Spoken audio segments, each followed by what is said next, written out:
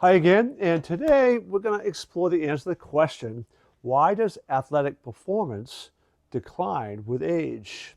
Not only would this be important for professional athletes, but anybody who wants to stay active late in their years and stay competitive as they go even into their senior years.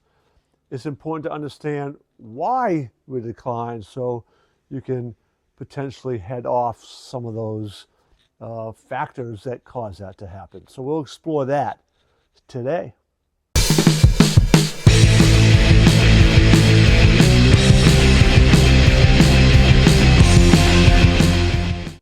The first part of this video, we're going to look at what happens to our muscles. It's very clear that as we age, our muscle mass, our strength begins to decline. We'll then look at our cardiovascular system because, again, as we age, our endurance and our energy, our ability for that heart to move blood through our system declines with age. Thirdly, our flexibility in our joints. We lose that flexibility within our joints and our muscles as we age. Fourth, we're going to look at hormonal changes that impact our athletic performance as we age. And then we're going to compare two athletes in the same sport to see how longevity differed for each of them. So one of the inevitable facts of life is that as we age, our strength will decline. Our muscle mass is affected, as is our fast twitch muscles. And the fast twitch muscles are what's used in a lot of the explosive speed aspects that are vital for sports. This whole process really begins at some point in our 30s, but once you hit 50, it begins to accelerate. So, as you hit 60 and 70 and so on, that the whole process just kind of happens at a faster and faster rate. Now, you can retard that acceleration. You can slow that acceleration down by regular workouts, right? Working out with weights, working on your balance, working that muscular system throughout your lifetime will have a great impact on that. One of the classic examples of that is the fitness guru back from like the 50s and 60s, Jack LaLanne, who was doing these endurance and muscular feats well into his 90s. He was a perfect example of how you can slow the process down, but you cannot stop it. So like muscle mass, our ability for our heart to move blood through the circulatory system declines with age. VO2 max, which is a measure of the efficiency of that capacity moving oxygen through the system, declines at about 1% per year after the age of 25.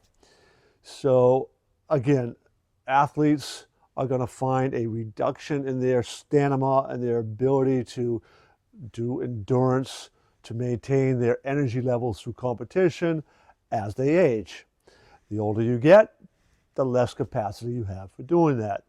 It's typically why you don't see very many professional athletes in any sport competing as well with the younger guys from 40 on, right? It's the older you get, the less likely you are to be able to compete at those highest levels with the younger athletes. Again, athletes who train that cardiovascular system throughout their life can slow down that process the same as with a muscular system. You can slow down the process, but you cannot completely stop it. So there is no reason that you cannot be active well into your senior years, but you need to really work on it, and you need to work on it more as you get older in order to kind of slow down that aging process. The third area that declines with age is flexibility, and joint flexibility specifically, but flexibility within your muscles. And like the other two areas, you can slow that process down by continually working on it. As we age, those muscles and the tendons and cartilage lose that flexibility. Diet can impact that as well, but working it, doing stretching exercises, focusing on doing that will slow that whole process down. Arthritis was one of those old age diseases that can begin, it can actually begin at a young age, but as you get older and older, you begin to see people with stiffer joints, more swollen joints, and osteoarthritis is one of those consequences that we have of aging.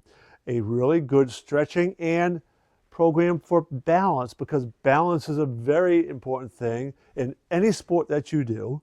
So to maintain your balance, which also tends to decline, along with the muscular and the flexibility of tendons, because you're losing that muscle mass, you're losing that flexibility, you can begin to lose your balance and your stability, which is going to impact just about any athletic event that you might want to do well into your senior years.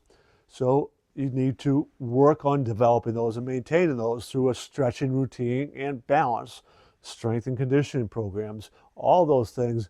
You stay active throughout your life and you'll be able to be active longer. So that's just a simple fact that the older you get, the more you need to work at it just to kind of, well, not even really maintain, but to decelerate that aging process. So the fourth aspect of this whole decline in athletic ability is hormonal. So in women, it's the decline of estrogen, and in men, it's the decline of testosterone, and that lengthens out the recovery time. So recovering from your workouts, from your physical activity, is slower and harder. You can feel it more. Again, like all these things, you want to slow that process down through proper nutrition, proper sleep.